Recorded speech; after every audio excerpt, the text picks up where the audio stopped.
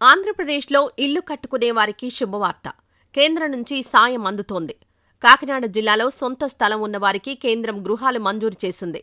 ప్రధానమంత్రి ఆవాస్ యోజన 2.0 పథకం కింద ఇళ్ల నిర్మాణానికి 2,50,000 విడుదల చేసింది. మొత్తం 2,226 మందికి ఈ పథకం ద్వారా లబ్ధి చేకూరనుంది.